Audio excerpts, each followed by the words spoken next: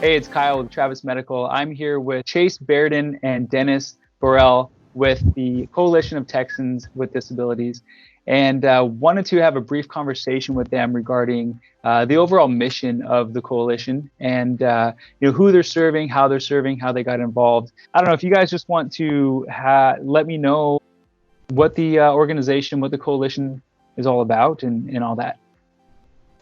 Well, I'll take a start and then kick it over to Chase. But the Coalition of Texans with Disabilities, a lot of people just call us by CTD, the initial CTD. We're known by that. We are the oldest and largest cross-disability advocacy organization in Texas. Goes back to 1978, which, believe it or not, is 12 years before the Americans with Disabilities Act. So in the history of disability rights, we're a pretty old organization. I would say if you could bring it down to one word, what we do in one word, I always think of it as access. That's what we're about. And what access is that? It's access to education, to employment, to health care, to attendant care services, to durable medical equipment, to the supplies you need. The idea is to have a self-directed life, and people with disabilities can, call their own shots, live their own lives, and have the services and supports necessary to make that happen. So, Chase, how exactly do we do that at CTD? So that's been the great part about this organization is, as an organization that represents the disability community, it also hires people with disabilities because we're the ones who should be sitting at the table, making a lot of these decisions and helping walk legislators through policy, state agencies, and really trying to make an impact on getting them to understand why, getting the right equipment at the right time, having access to education or transportation really pays off big in the end, because at the end of the day, we all want to live independently. We all want to live in our own homes. And that really is the most cost-effective way to do that. And it's also the best quality of life, is giving people the basics that they need to succeed. And CTD does that by engaging directly with legislators, all the policymakers from city to state to federal. We work on reaching out to a lot of our members throughout Texas to reach out to their legislators. We serve on different agencies and work to try and make this place a better place and give people as many opportunities. And Dennis is right. It boils down to making sure everyone has access to whatever it is they want to do. One of the things that we try to do is smart public policy. It benefits not only the individuals we serve, which, by the way, when we say cross disability, let's be clear, that means any kind of disability, any kind of age. We have many, many organizations that are linked to us. We're an advocacy organization. We have many organizations that have, say, a single area of focus. The Epilepsy Foundation, the MS Society, American Council of the Blind of Texas. We also have numerous organizations that are local around the state, like many of the Centers for Independent Living. There's one here in Austin, actually, as you may know. But we also have links to provider groups like Travis Medical, or like the PAX Tex group, that is a provider of group home operators. We also have links to people like architects, because they're important in making an accessible built community. So we try to have all these things and work across all these lines. And I think that's one of the areas we work hard at, is reaching across the lines. In any rights movement, to really break through, you got to get outside your own community. Chase, what do you say to that? It's completely true, and just a great example of some of the stuff that we end up being able to do is we create kind of that connection between the insurance companies, be it private insurance or Medicaid here in Texas, and we work directly with the HMOs and their leadership to understand why, when something's not working, it's to their benefit and their members' benefits to actually give them the right kind of access to the right kind of medical equipment. So we kind of work that middle ground to create those connections and to work together, because Dennis is right. the only way to make it happen is for them to understand, and we have to be in a conversation at the table with them to do that. Curious if ahead. just so we can get some information on I guess each one of you, how you got involved with the organization, and how, when that was, how long ago that was, and what your what your hope is for the impact that you can make. Well, I've been here 20 years, and before that I had a background in managing nonprofits and doing advocacy work for some disadvantaged populations. And I like to say I found a population even more disadvantaged than the other groups I worked with, and that is our citizens with disabilities. So I was kind of always inclined to do this kind of work, and with a background in nonprofit management and advocacy, it's been a good fit. But I don't do this alone, and I don't do it just Chase. We have other colleagues as well. And I think that a common link among our staff, which is comprised of people with disabilities and people without disabilities too, is that they're all pretty committed to the mission. And, for myself, it's been a little over 12 years that I've been with CTD. And when I started, it was actually through the AmeriCorps Vista Volunteer Program. I had just been working at the local rehab center, St. David's, running adaptive sports programs. The hospital at that time was a nonprofit, so that was kind of one of the benefits of being with a nonprofit rehab center. As they went for profit, we started to see funds shrink and the program shrink. And for me, at one point, it became that I had to find a new job. So I went from working with kids and adults to get out to go camping, scuba diving, playing rugby, basketball, whatever it is they wanted to do, to needing to find a job. And saw an ad for it. Someone told me about it, and I applied, and I ended up at CTD. And the common link between the two that ended up being really interesting was that most of the issues I would hear about from the parents or the kids while we were coaching track or doing something in their everyday life, I was now being put in a position where I could actually act on those things. And it took years to really develop all the connections and to work my way up.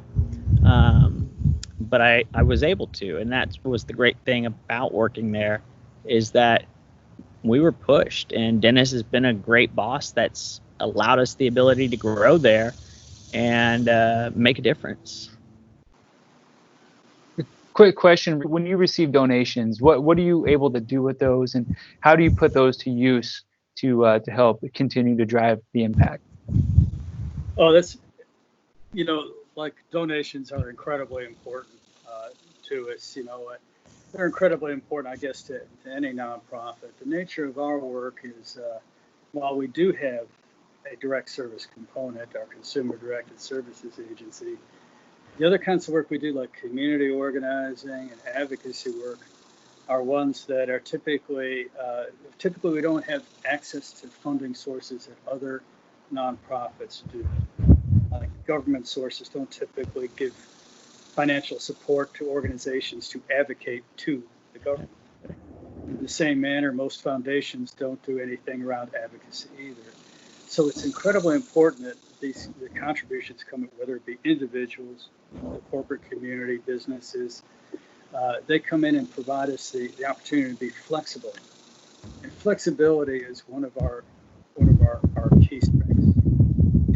We are well positioned in many places with the powers that be at the state, whether in the legislature or in the executive suites of the state agencies.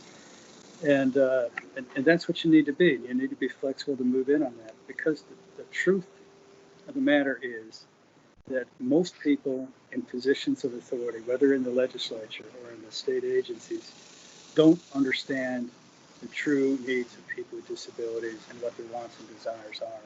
It's like anything else. If they're in a position, they need to be educated. That's one of the roles we like to fill. And I think one of the interesting things when it comes to funding an organization like ours, like Dennis said, we really aren't able to accept big funds from the government, or else we can't speak our mind to really help direct policy. But we do end up finding is that many of our members who have very limited incomes, and I think some of the most striking donations we get sometimes are only for $5 for them and the attendant paying their attendance membership into the organization, because it means so much to them and they've been able to benefit from being a member. And when you look at that $10 a month or that $10 over the year, it's a substantial amount of their monthly income.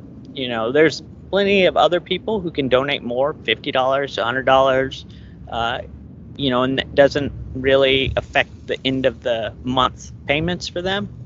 But when you get those for the people who are really living check to check, it makes a big difference on what you want to do and how you want to use those dollars. So I see there's some events that are coming up. As I'm looking at the website, there's a film festival and some other things. So what's coming up here in the future there with CTD, and maybe talk to that. Yeah, well, that's great. I'm glad you asked that question, Kyle. It is true, we have an arts division. And the reason why is we believe arts can be advocacy. We have an amazing film festival. It's called Cinema Touching Disability, now in its 17th year, which is amazing. And this year drew entries from over 30 countries of the world. There's two components to it. There's going to be an online film festival running from August 15th to September 15th. And then we're going to have, hopefully, we're having an October version, which may be in a theater. We hope to be in a theater, but if not, we'll go virtual with that as well. But it's incredible to see these films, which frankly you're not going to see anywhere else. But they're funny, they're dramatic, they're touching, they're inspiring, they're thought-provoking. And we'll wrap it around with maybe some interviews with the filmmakers or the stars of these films. It's great. You can check that out at our website. By the way, both the online film festival and the theater film festival are essentially free to attend. Our sponsors cover our costs and we clear money on it. We also do some other arts. We have an international creative writing contest. It's been going on for more than 10 years, which, the winners are now being published by a publisher. And we have a live open mic disability entertainment about once a month. It had been at Melbourne Books. We've gone virtual with that, and on Sunday afternoon there's one of those. But you reach out to people in different ways. Yes, we reach out as advocates, but we also reach out through the arts, through film, and use it. That's a means to educate people, to change the hearts and minds of people in the general public. And I'll tell you this, and I know that Chase will probably think of an exact story of this, but we will have been perhaps talking to a legislator or something, not getting anywhere, and then all of a sudden that legislator becomes very interested in what we're talking about. What event usually happened in that person's life, Chase, that changed their opinion? It's usually a child over the interim has been born, a grandchild, or they themselves have broken a leg and all of a sudden found out how hard it is to get around the Capitol. I think when disability touches you, you learn a lot real quick.